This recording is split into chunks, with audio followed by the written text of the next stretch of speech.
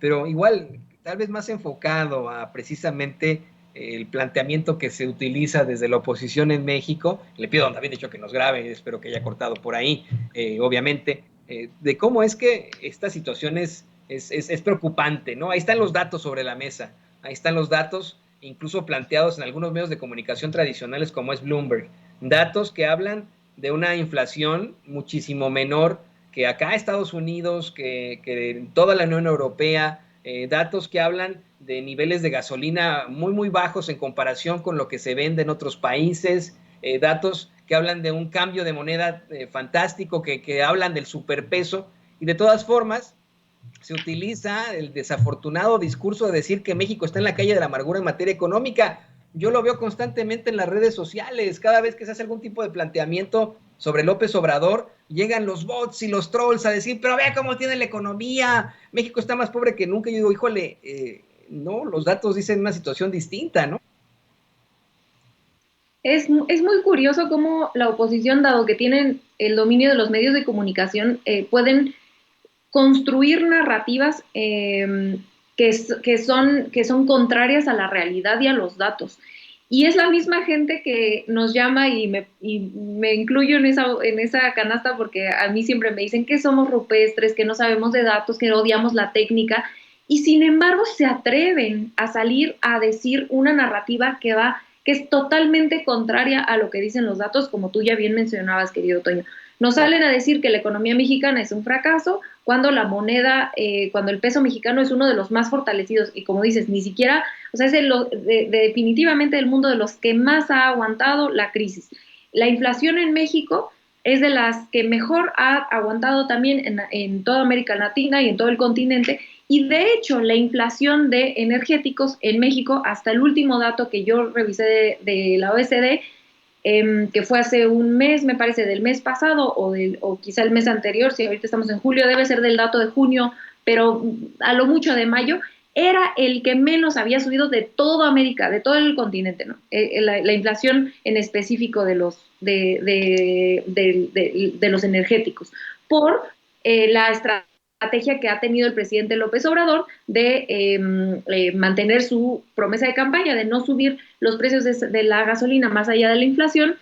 y además todo este plan energético de soberanía que se tiene, ¿no? No es solamente, es falso decir que el plan energético de López Obrador es nada más meterle dinero al subsidio a la gasolina, eso es falso. Eso es a la par de una construcción de autosuficiencia energética que lleva AMLO construyendo desde el inicio de su sexenio y que, recordemos, fue altamente criticado. De hecho, la secretaria Nale ha dicho varias veces como si hoy tratáramos de empezar a construir la refinería de Dos Bocas, nos habría costado el doble y que muchos gobiernos hoy dicen, híjole,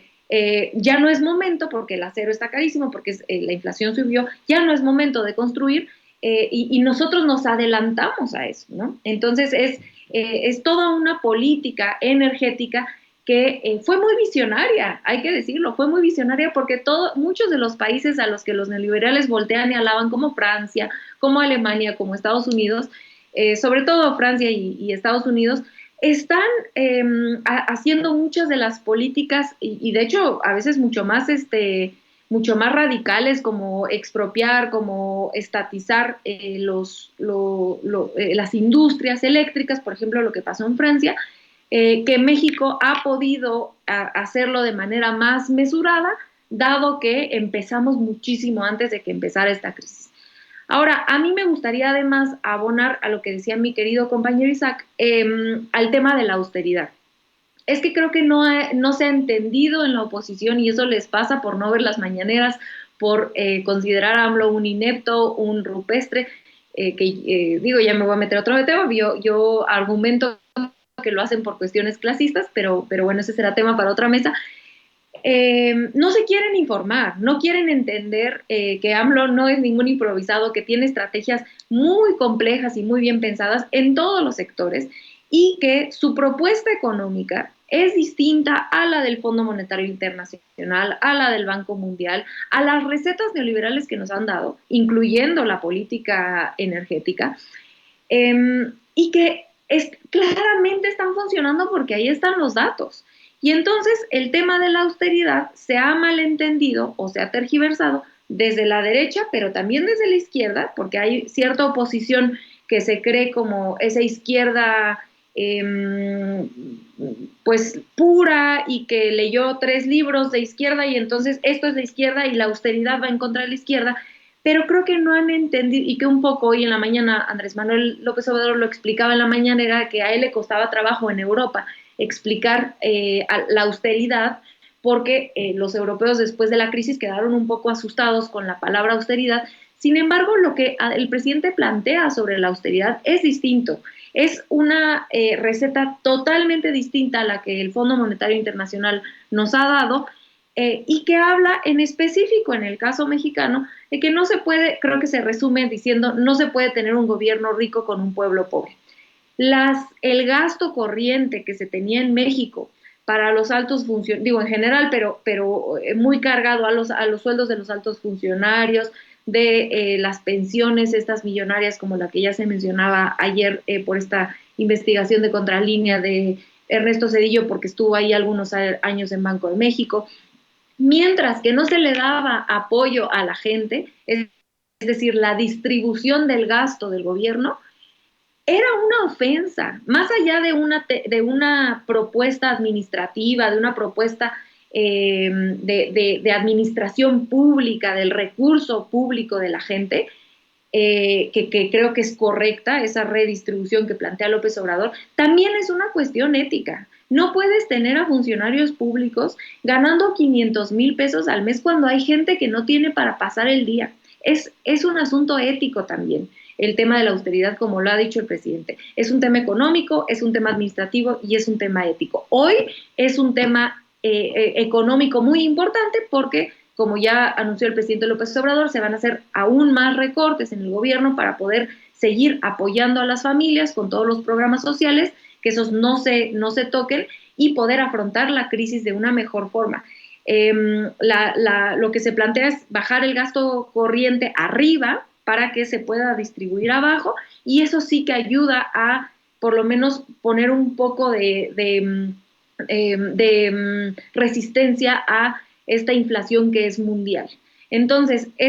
repito para cerrar, es una respuesta económica a las presiones inflacionarias que vienen de fuera, es una cuestión administrativa de redistribución del gasto público y es una cuestión moral porque no se puede seguir gastando esos sueldos o los que se gastaban en el gobierno federal antes de Andrés Manuel López Obrador, pero que ahora vemos, gracias al quién es quién de los sueldos que se anunció el lunes, que sigue siendo en estos organismos autónomos como el Banco de México, como el INE, como todos esos organismos que crearon en el periodo neoliberal para mantenerse en el poder, aunque no fueran electos por la gente, se siguen gastando muchísimo dinero y que ojalá logremos que en esos organismos se sumen o que se les obligue a cumplir con la Constitución que dice que el presidente es quien debe ganar más. Repito, por muchas cuestiones administrativas, económicas, pero sobre todo éticas, ¿no? No es justo que los mexicanos estemos pagando pensiones millonarias, porque esta gente se hincha de dinero, a exgobernadores de Banco de México o altos funcionarios de Banco de México que por haber trabajado ahí algunos años se van a quedar con pensiones de cientos de miles de pesos al mes. Ese dinero se tendría que ir a los programas sociales y se tendría que redistribuir para afrontar estas presiones inflacionarias, mis queridos compañeros y querida audiencia. Rápido, querida Renata, que vayamos con el doctor para despedirlo. Tiene cosas muy importantes que hacer ahora el doctor, tiene de verdad que retirarse en estos momentos y a mí me gustaría de una vez agradecerle su participación aquí, que por favor nos comparta sus redes sociales al doctor Isaac de Paz, jurista y constitucionalista, participando aquí en Sin Censura. Doctor, por favor compártenos tus redes sociales y te agradecemos infinitamente. Ahora seguimos con la mesa con Renata Turrente, querido doctor. Gracias, Toño, y muy buena tarde a la audiencia. Mis redes son @Isaac de Paz en Twitter, Isaac con Z, @Isaac de Paz en Twitter y en YouTube, Isaac de Paz González. Muchísimas gracias por esta pues muy analítica mesa. Gracias Renata, gracias al equipo, a Ceci y a todo pues detrás de la producción de Sin Censura. Que tengan excelente tarde. Muchas gracias, Toño, a ti también. Felicidades nuevamente. Gracias, doctor. Gracias por tu participación y le pido a don David